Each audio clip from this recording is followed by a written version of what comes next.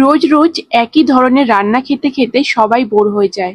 তাই নিত্য নতুন চিকেনের রেসিপি মাঝের মধ্যে হলে মন্দ হয় না। তাতে বাড়ির ৮ থেকে ৮০ সকলেই খুশি হবেন। তবে মশলাদার খাবার ৮০দের বেশি খেতে না দেওয়াই ভালো। তাহলে উপায়, বাড়িতে একদিন চিকেন মহারানি রান্না করে দেখুন।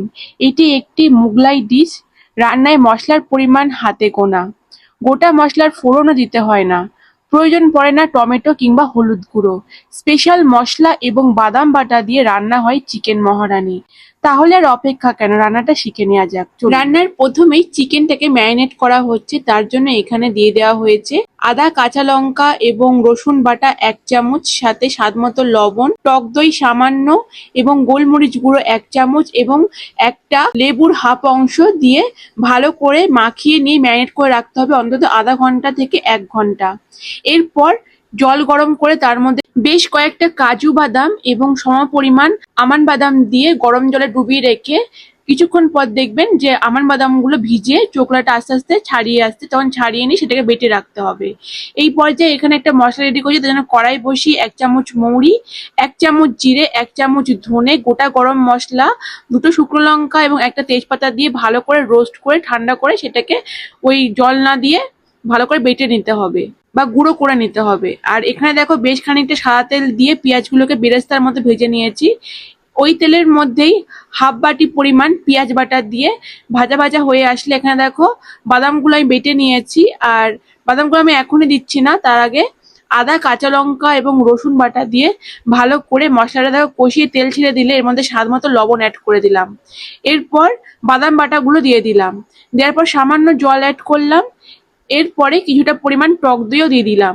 দেওয়ার পর সামান্য জল দিয়ে ভালো করে মশলাটা কষাতে হবে যতক্ষণ না তেল ছাড়ছে। বেশ ভালো করে নাড়ি চাড়িয়ে নিয়ে ঢেকে রাখলাম ৫-৬ মিনিট একদম লো ফ্লেমে। দেখতেই পাচ্ছ মশলা থেকে তেলটা একেবারেই সেপারেট হয়ে গিয়েছে। এরপর একটু নাড়ি চাড়িয়ে নিয়ে ম্যারিনেট করা চিকেনগুলোকেও দিয়ে দিলাম তার মধ্যে। সমস্ত চিকেনগুলো এক এক করে দিয়ে দিয়েছি এবং চিকেনে ম্যারিনেট করার পর যে জলটা বার হয়েছিল সেই জলটাও অ্যাড করে দিলাম। এরপর বেশ খানিকটা কাঁচা লঙ্কা দিয়ে তার মধ্যে ভাজা যে গরম মশলাটা রেডি করেছিলাম সেটা দিয়ে মশলা দেওয়ার পর চিকেনের সাথে ভালো করে নাড়িয়ে চাড়িয়ে নিতে হবে এবং সমস্তটাই সুন্দর করে মিশে গেলে ঢেকে রাখতে হবে ৫-৭ মিনিট একদম লো ফ্লেমে। তাহলেই দেখবে যে মশলা থেকে একেবারে তেলটা ছেড়ে দিয়েছে এবং চিকেনটা কিন্তু অনেকটাই সিদ্ধ হয়ে এসেছে। এই পর্যায়ে আর একটু নাড়িচাড়িয়ে নিচ্ছি যাতে নিচে কোনোভাবেই লেগে না যায়। এই পর্যায়ে সামান্য দেখো চিনি মিষ্টি অ্যাড করলাম, যেহেতু টক দই দেওয়া আছে সমস্ত ব্যালেন্স করার জন্য এবং স্বাদটাও সুন্দর হওয়ার জন্য। আর এখানে গরম মশলা দিয়েছি, এখানে সামান্য এলাচ, লবঙ্গ, দারচিনি দিয়ে একটা গরম মশলা রেডি করেছিলাম, সেটা ২ চামচ দিয়েছি। তারপর ঢেকে রেখেছিলাম আরো ৫-৬ মিনিট।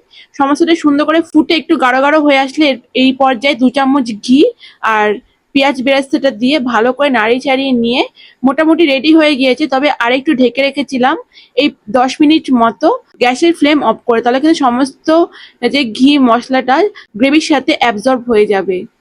ব্যাস নামিয়ে গরম গরম একদম পরিবেশন করলাম। দুর্দান্ত স্বাদের এই মহারানি চিকেন মহারানি রেসিপিটা বাড়িতে কিন্তু অবশ্যই তৈরি করতে হবে এবং তোমরা এটা পোলাও বা ফ্রাইড রাইসের সাথে পরিবেশন করতে পারো বা যে কোনো রুটির আইটেমের সাথে দুর্দান্ত লাগে। বাড়িতে হাতে তৈরি করা রুটির সাথেও কিন্তু দুর্দান্ত লাগে। এছাড়া তোমরা তন্দুরি বা রুমালি বা যে কোনো বাটার নান এইসবের সাথে পরিবেশন করতে পারো। খুবই সুন্দর লেগেছিল খেতে। যারা চিকেন মহারানি খেয়েছে তারা তো জানোই, যারা খাওনি একবার অন্তত বাড়িতে ট্রাই করো, দেখবে প্রত্যেকেই খুব ভালোবাসবে। বিশেষ করে বাচ্চারা খেতে কিন্তু ভীষণ পছন্দ করবে, কারণ খুবই কম মশলাদার এই রেসিপিটা বাচ্চা এবং বড়দের জন্য খুবই উপকারী। তো বাড়িতে অবশ্যই তৈরি করুন এবং এনজয় করুন। আর হ্যাঁ, রাত্রিবেলায় কিন্তু এই গ্রেভিটা এতটা পাতলা ছিল না, অনেকটাই গাঢ় হয়ে এসেছে। দেখতে পাচ্ছ বেশ ফোটানোর পর একটু কালচে রং হয়েছে এবং গ্রেভিটাও ঠিক হয়ে গিয়ে আরো সুস্বাদু হয়েছিল খেতে। তো বন্ধুরা ভাবছো কি, অবশ্যই বাড়ি তৈরি করতে হবে এবং খাওয়ার পর কেমন লাগলো কমেন্টে জানাতে হবে। ভালো লাগে লাইক, শেয়ার, ফলো এবং সাবস্ক্রাইব করে। দেখা হবে আবার নেক্সট ভিডিওতে। আজকের মতো এখানেই বিদায় নিলাম, টাটা।